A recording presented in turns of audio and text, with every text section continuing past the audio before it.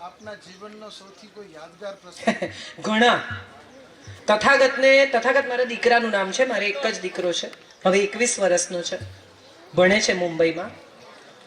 એનાથી મોટો મારો એક દીકરો 1.5 વર્ષનો ત્રીજે માળેથી પડીને ગુજરી ગયો. એ હોત તો 25 વર્ષનો હોત. એનું નામ સત્યજીત હતું. તથાગતના જન્મ પછી મેં એવું નક્કી કર્યું કે એને પૂરો સમય આપીશ, પછી નોકરીનો વિચાર કરીશ. એમાં હું ગાડી ચલાવતા શીખેલી ને તથાગત સાથે એકવાર અમે ક્યાંક જતા હતા. 9 વર્ષનો હશે, 9-10 વર્ષનો, 4-5મા ધોરણમાં. અને હું આમ ગાડી ચલાવતી હતી ને કોઈ કામ ગાડી આમ મોટરસાયકલ લઈને આમ નીકળી ગયો છોકરો. કરે ને બધા સ્ટન્ટ રસ્તા ઉપર, એવો સ્ટન્ટ આમ સર્કસ કરીને જતો રહ્યો. એ ગયો એટલે મારાથી ગાળ બોલાઈ ગઈ. સ્વાભાવિક રીતે ગાળ દેવી એ મારો સ્વભાવ નથી, પણ એક પેલું અચાનક રિફ્લેક્સમાં મારાથી બોલાઈ ગઈ. મારો દીકરો આમ જોઈને મને કે, માં તું ગાળ બોલી. હવે જો હું એને એમ કહું કે ના હું નથી બોલી તો હું જુઠ્ઠી છું. હું જો એને એમ કહું કે બેટા ગાળ ન બોલવી જોઈએ તો હું એને કંઈક એવું શીખવું છું જે હું પોતે કરતી નથી. એ માનવાનો નથી. એટલે મારું મગજ અત્યંત કામે લાગ્યું, ધડાધડ. અને કમ્પ્યુટરમાં બધું ઓપરેશન થઈ ગયું ને મેં એને પૂછ્યું, મેં કીધું તને કોણે કીધું કે આને ગાળ કહેવાય? પહેલા તો ત્યાંથી ચાલુ કર.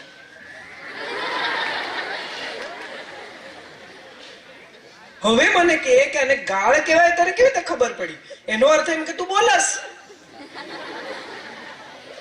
માતા પિતાની જવાબદારી ખાલી એટલી નથી કે સંતાનને અમુક તમુક શિક્ષણ આપે.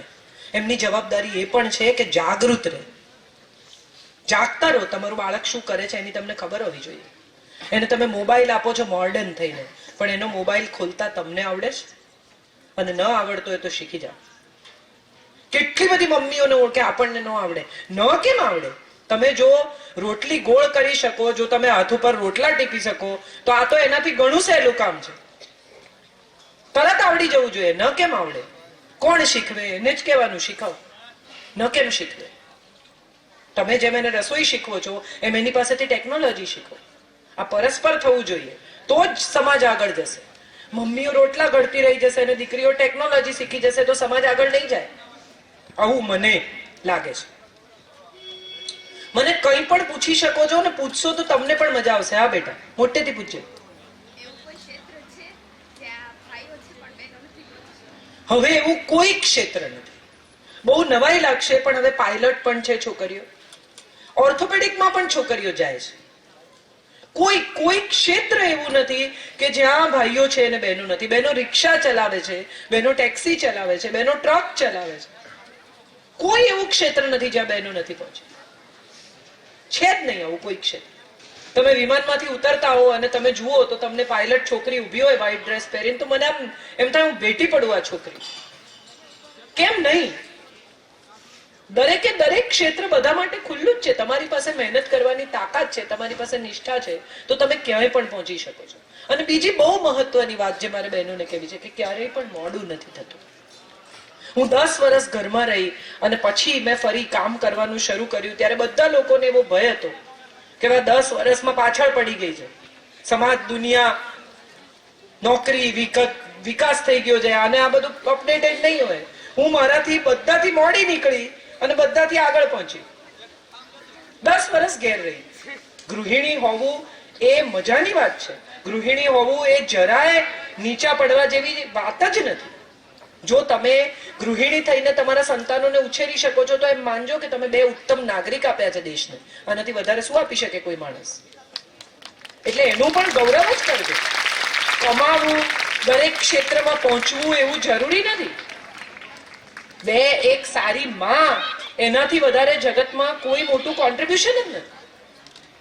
હું એવું દ્રઢપણે માનું છું.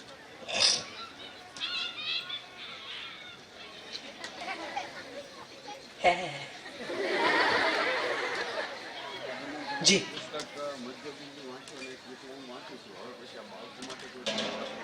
વાલી આસ્થા એક પુસ્તક મેં લખ્યું છે જેનું નામ છે વાલી આસ્થા. એ પિતાના પત્રો છે દીકરી ઉપર. 7 વર્ષની દીકરી છે ત્યાંથી પિતા લખે છે, 25 વર્ષની થાય ત્યાં સુધી લખે છે. અને બીજા 2 પુસ્તકો છે મારી મમ્મી મારા પપ્પા. આ બંને પુસ્તકો છોકરાઓ માટે છે, મા બાપ માટે પણ છે, પણ છોકરાઓ માટે વધુ છે. બોલો. કોઈ પણ વ્યક્તિ છે સપના જોવે છે, દીકરીઓ પણ સપના જોવે છે, વારંવાર ક્વેશ્ચન કરતી હોય છે કે અમને અમારા ઘરેથી મમ્મી પપ્પાનો સપોર્ટ ના હોવાથી અમે પૂરું ના કરી શક્યા, એ માનવું બહેતર છે? ના, જરાય નહીં. કોઈનો સપોર્ટ લઈને સપના પૂરા કરવા પડે ને તો એમ માનવું કે સપનામાં એટલી તાકાત નથી કે આપ બળે પહોંચે. તમારું સપનું જ એટલું મજબૂત હોય કે તમને બળ આપે. તમે સપનાને શું બળ આપો? મારું સપનું હતું કે હું લખું, 10 વર્ષ મારું બાળક નાનું હતું તો હું કામ ના કરી શકી, તો ત્યારે એમ વિચારવું કે મને મારા ઘરમાંથી સપોર્ટ નથી, મારા સાસુ નથી રાખતા એટલે મારે આવું કરવું પડે છે, મારે ઘેર ના. એ સમયનું સત્ય એ છે. એ પછીના સમયનું સત્ય એ છે કે તમે તમારું સપનું પૂરું કરવા માટે બહાર નીકળ્યા છો. મા બાપ પરણાવી દે તો એવો છોકરો પણ હોઈ શકે કે જે તમારું સપનું પૂરું કરવામાં સપોર્ટ કરે. રમાબાઈ રાનડે નામના સૌથી પહેલી વિદુષી મહિલા દેશની, એ 13 વર્ષના હતા અને એમના પતિ 32 વર્ષના હતા, જજ હતા, જજ રાનડેની પત્ની. અને પરણીને આવી ત્યારે રમાબાઈને એના વરે ભણાવી એટલું જ નહીં, એને ત્યાં પહોંચાડી કે જ્યાં એ થિયોસોફિકલ સોસાયટીમાં અંગ્રેજીમાં ભાષણ કરી શકે. અભણ છોકરી પરણીને આવીને ક્યારે 1800ની સદીમાં. તો આજે હું નથી માનતી એવા છોકરા હોય કે જે તમને સપનું પૂરું ન કરવા દે. સવાલ એ છે કે આપણે જયારે સપનું પૂરું કરવા નીકળીએ છીએ ને બેન, ત્યારે બીજાના સપનાની ક્યારેય કદર નથી કરતા. સપનું ક્યારેય સ્વાર્થી ન હોઈ શકે. બધાને સાથે લઈને ચાલે ને એ સાચું સપનું. તમે આઈપીએસ થવા માંગતા હો એનો અર્થ એવો નહીં કે તમારો પરિવાર તેલ પીવા જાય હું આઈપીએસ થઈશ. એનો અર્થ એમ કે મારા પરિવારને પણ સાચવીશ અને આઈપીએસ પણ કરીશ. તમે નોકરી કરતા હો એટલે તમે એમ કહો કે મમ્મી રસોઈ કરે સાંજની, હું તો કામ કરીને આવી થાકી ગઈ. ના, એમ ન હોય. એમ હોય જ ને. તમારી જવાબદારી પૂરી કરીને તમે જે કરી શકો એ સાચું સપનું. બાકી બીજાના ખભે મૂકીને ફોડેલી બંદૂક નકામી. આ સૌથી અગત્યની વાત.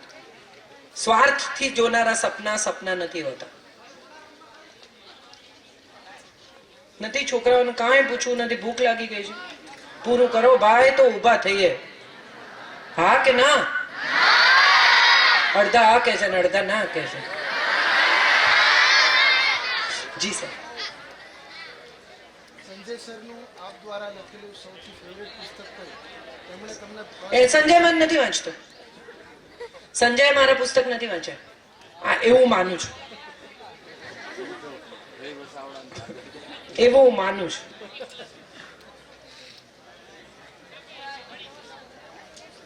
માતૃશક્તિઓને કઈ નથી પૂછવાનું, મમ્મીઓને કે સંકોચ થાય છે? હવે તો કોઈ નથી, હવે તો પૂછો.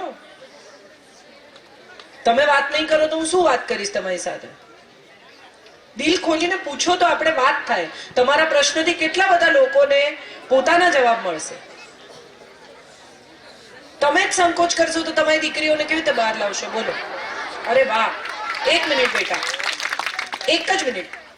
હા, એને પૂછી લેવા દે, પછી તું પૂછ. 2 જ મિનિટ. હા બેટા.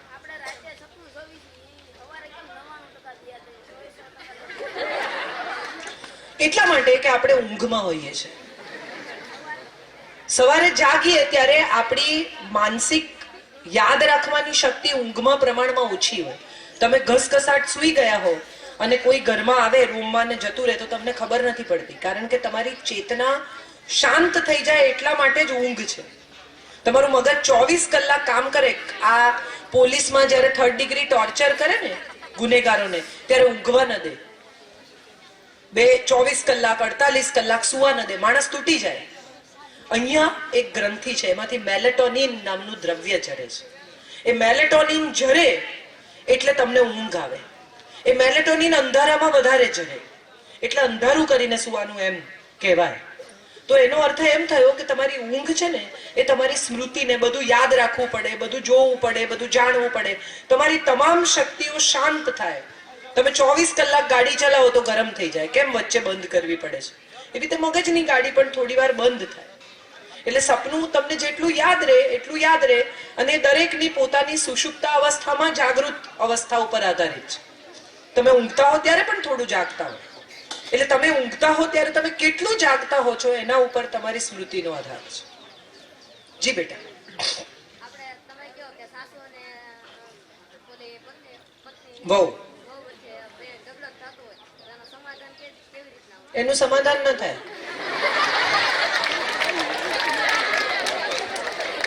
એનું સમાધાન કરવું હોય તો એક જ રસ્તો છે, અને એ રસ્તો એ છે કે સાસુ એવું સ્વીકારી લેવું પડે કે વહુ નવા જમાનાની છે, એની પાસે નવા આઈડિયાઝ છે, અને વહુએ એવું સ્વીકારી લેવું પડે કે સાસુ જૂના જમાનાની છે પણ એની પાસે અનુભવ છે.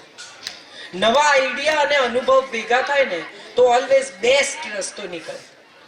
પણ આપણે માત્ર માહિતી ઉપર આધારિત થઈ જઈએ અને અનુભવને ઇગ્નોર કરીએ, અને કાં તો માત્ર અનુભવનું મહત્વ રાખીએ અને નવા વિચારને નકારી દઈએ તો આ ટક ટક થાય. હા બેટા.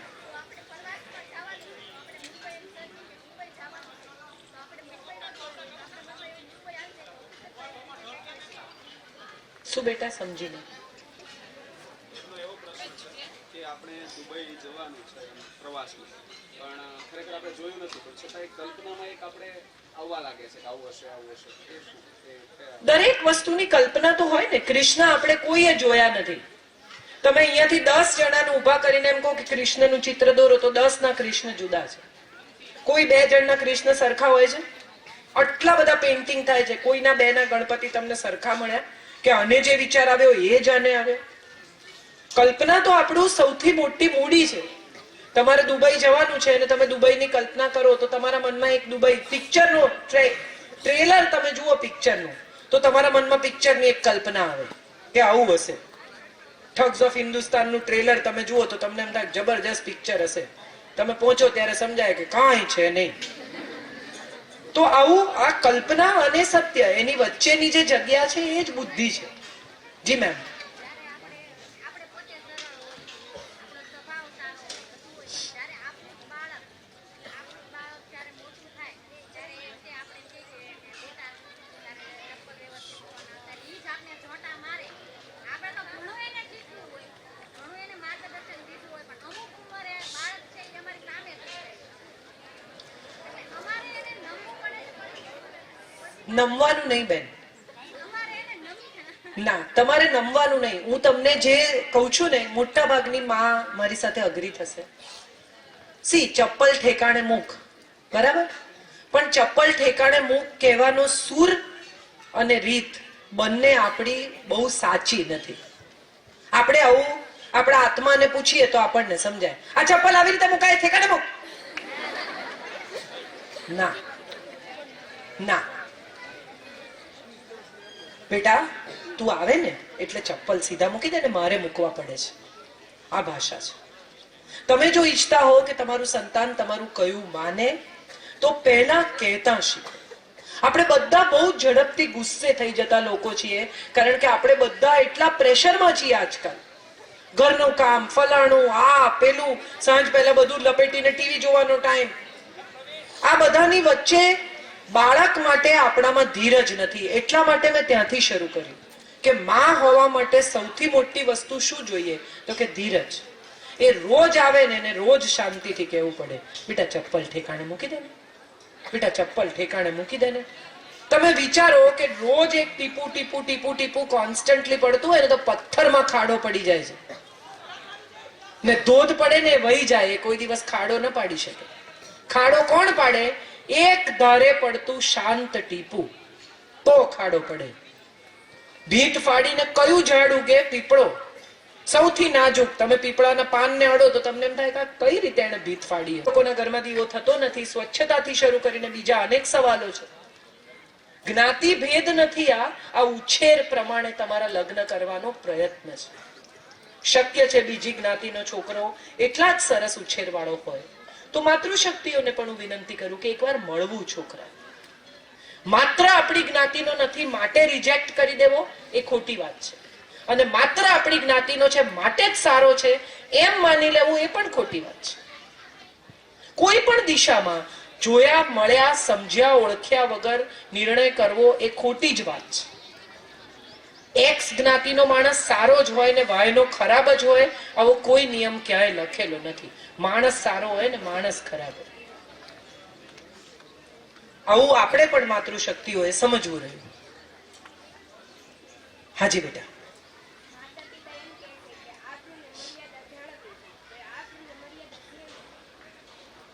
આબરૂ ને મર્યાદા એ છે બેટા કે કોઈ દિવસ તું પાયલટ હોય અને તારા પિતાને લોકો એમ ઓળખે, શું નામ તારું? હેતલ. કોઈ તારા પિતાને એમ ઓળખે કે આ હેતલના પપ્પા છે, એ તારા પિતાની આબરૂ છે.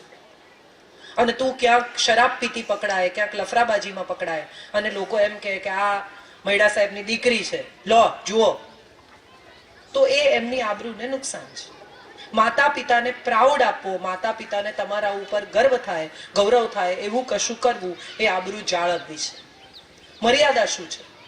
મર્યાદા કોણ નક્કી કરે? આવા સવાલ ઘણીવાર આપણી સામે આવે છે કે આમ કપડાં પહેરવા એ મર્યાદા છે, આમ ન પહેરવા એ મર્યાદા છે, ખુલ્લા હસવું એ મર્યાદા છે, ન હસવું, છોકરાની સાથે દોસ્તી કરવી ન કરવી, સાદી મિત્રતા હોય તો એ લોકો અમુક પ્રકારની વાત કરે. તો આ સવાલો છે, પણ બેઝિક મર્યાદા એ છે કે તમે જે કરી રહ્યા છો એ સાચું છે એવું તમારા મનમાં થાય, સંપૂર્ણપણે, જીદમાં નહીં.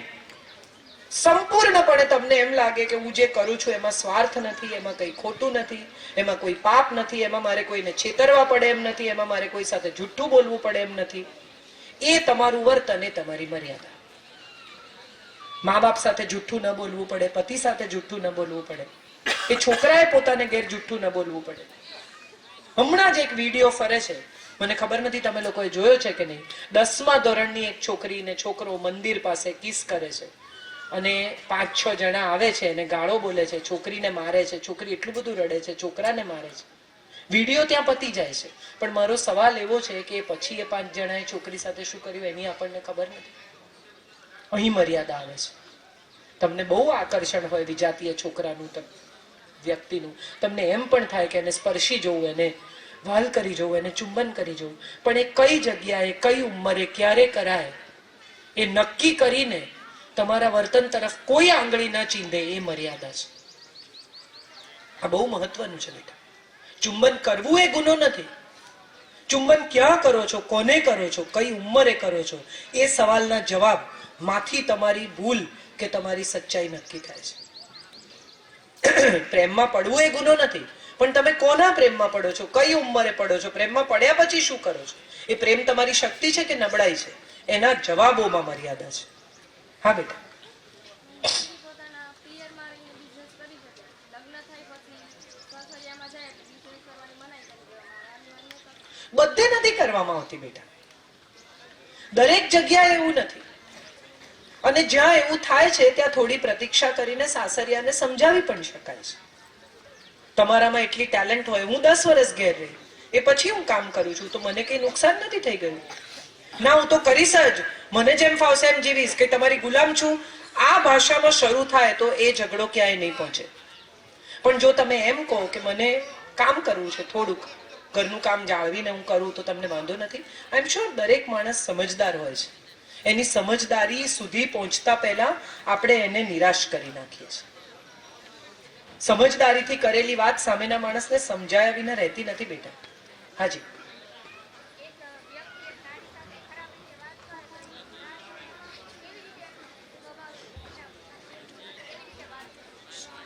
વાત જ ન કરવી જોઈએ. કોઈ ખરાબ રીતે વાત કરે તો આપણે એને જવાબ શું કામ આપવો જોઈએ? નહીં આપવાનો જવાબ, પહેલી વાત. અને બીજી વાત કે તને તારી મશ્કરી કરે, તને તારી સાથે કોઈ ગંદી મજાક કરે તો સ્કૂલમાં શિક્ષકને કહી શકાય, થોડી મોટી થાય, સ્કૂલમાં ન હોય તો કોલેજના પ્રિન્સિપલને કહી શકાય, અને એ પણ ન હોય તો પોલીસને કહી શકાય. હવે તો 1081 એટલી સરસ સુવિધા છે કે તમે જસ્ટ ફોન કરો ને પોલીસ તમારી મદદે આવે છે. જી બેટા.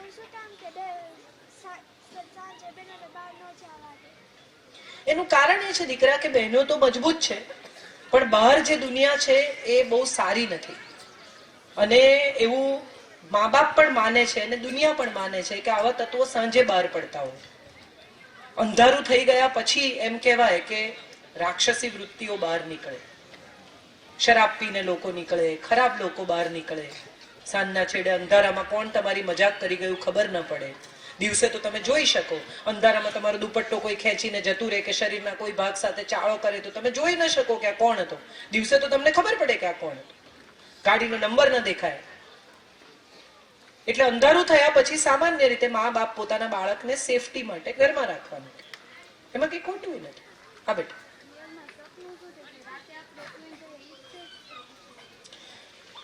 સપનું જે તમે રાતે જુઓ છો ને એ તો તમારી કલ્પના છે, પણ તમે જાગતા હો ને જે સપના આવે ને એ સાચા સપના બેટા, કે મારે આમ કરવું છે જિંદગી.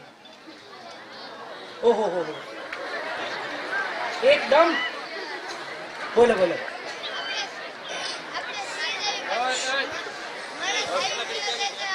આનો શું મતલબ છે? એ કે છે તો સાંભળો તો ખરા. હા બેટા, કેમ કે આપણે સુઈ ગયા હોઈએ છીએ. કઈ કઈ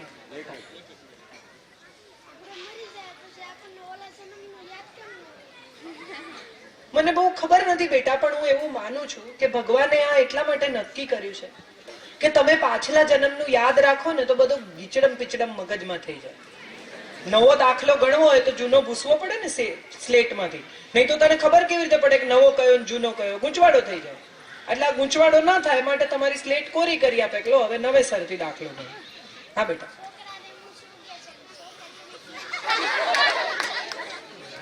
કારણ કે એક પિટ્યુટરી ગ્રંથિ છે શરીર. એ પિટ્યુટરી ગ્રંથિમાંથી તમારા હોર્મોન ઝરે છે. એ પૂછે છે, એનો જવાબ તમને ન સાંભળવો હોય તો પણ એને તો સાંભળવો જ છે. ના ના નહીં કરે. એક મિનિટ. એટલે એ પિટ્યુટરી ગ્રંથિમાંથી બેટા તે સવાલ પૂછ્યો પછી મારી સામે જોવાનું, ત્યાં જોવાનું. એ પૂછ્યું ને મને? કોણે પૂછ્યું? તો તું હું જવાબ આપું તમારી સામે તો જો, ત્યાં ક્યાં જોવસ? સારું, ના જોઈતો હોય તો કઈ વાંધો નહીં. હા બેટા, ભગવાન સ્વયં માતાનું રૂપ છે, હું તો એવું માનું છું બેટા. બધે ભગવાન નથી પહોંચતો એટલે તો માને મોકલી.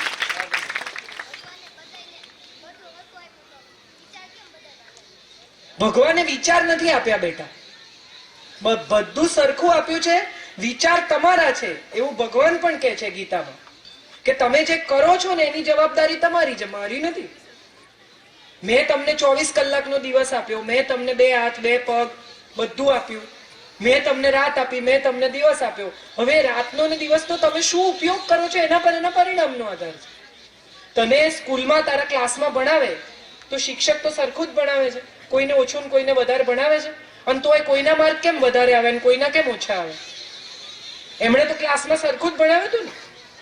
એમાંથી કોણ કેટલું શીખ્યું એના ઉપર એ માર્કનો આધાર છે. એવી રીતે ભગવાને બધાને સરખું આપ્યું છે, પણ પછી તમે શું કરો છો એના પર તમારો આધાર છે જિંદગીનો. 2 સવાલ છેલ્લા લઈ લઈએ. હા બેટા, મોક્ષ એટલે શું? શાસ્ત્રોમાં એવું કહ્યું છે બેટા કે મોક્ષ એટલે તમારો ફરી જન્મ ન થાય તે મોક્ષ.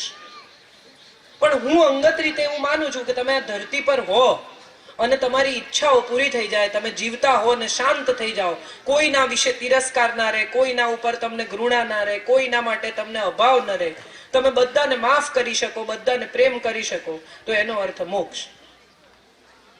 બહુ નાનો છું દીકરા, પણ સમજી શકે તો. બે મિનિટ. હા બેટા,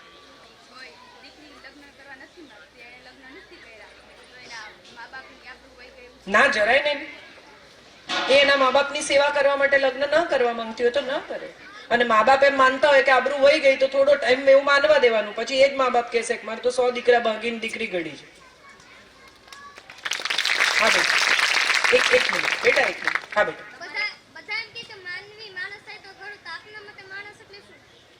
મારા મતે માણસનો અર્થ એ છે બેટા કે બીજા માણસોની સુખ દુઃખ ભલા બુરામાં જે પોતાની સંવેદનાથી સમજી શકે.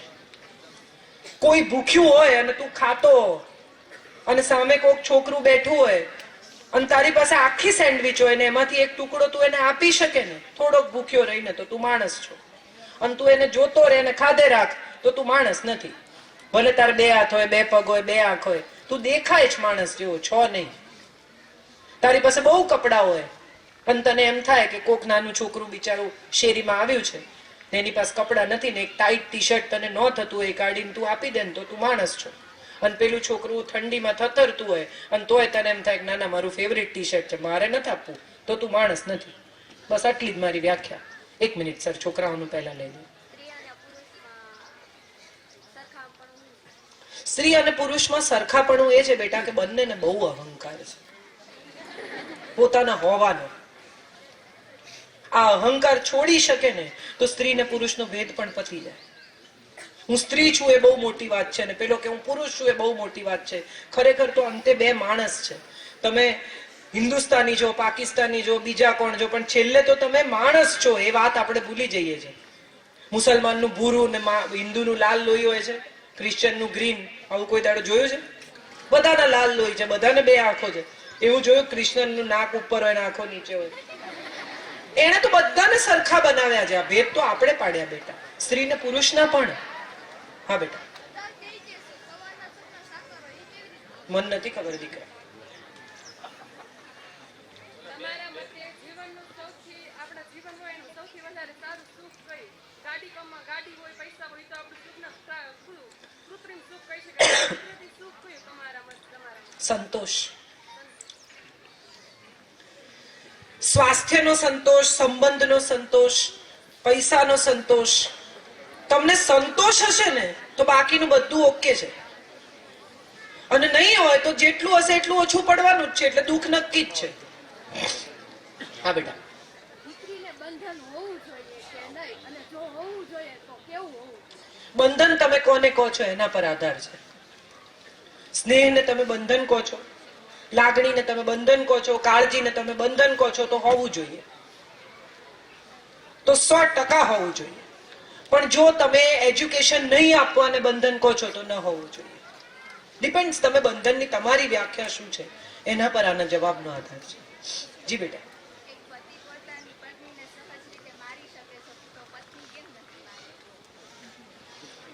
મારી શકે, પણ ખરેખર એવું કરવું છે? મારો સવાલ એ છે, તમે જો ઓલરેડી એમ કહેતા હો કે મારવું એ ખોટું છે, તો પછી કોણ મારે છે એ અગત્યનું નથી બેટા. માં સંતાનને મારે એ પણ ખોટું છે, પતિ પત્નીને મારે એ પણ ખોટું છે, પત્ની પતિને મારે એ પણ ખોટું છે. ખોટું જ છે. હાથ ઉપાડવો એ આખી પ્રક્રિયા જ ખોટી છે, રાક્ષસી વાત છે. આપણે માણસ છીએ, આપણે કેમ રાક્ષસની જેમ વર્તવા? જી બેટા, 2 મિનિટ બેટા, બેસ.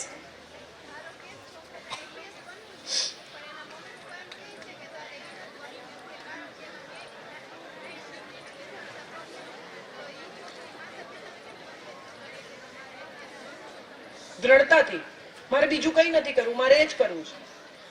ધીરજથી, ઝઘડ્યા વગર, કકળાટ કર્યા વગર. આઈપીએસ નું ફોર્મ મંગાવવાનું, ઓનલાઈન અવેલેબલ છે, ભરવાનું, પરીક્ષા આપવાની. તમે જો એન્ટ્રન્સમાં પાસ થાવ તો મા બાપને કહેવાનું કે મારે કરવું છે. આઈપીએસ ના ફોર્મની એવી કિંમત નથી બેટા. હા બેટા, જીદ કર્યા વગર. ગમે તકલીફ હોય, ધારો કે હાથ પગ ભાંગલા હોય તો એ આર્મીમાં ન જઈ શકે. ગમે પગની હાથની ગમે તકલીફ હોય, દાંત આગળ પાછળ કે નાક હોય તો એ તકલીફ વાળો એ કેમ આર્મીમાં પોલીસમાં ન જાય? કારણ કે આર્મીની જોબ જુદા પ્રકારની જોબ છે.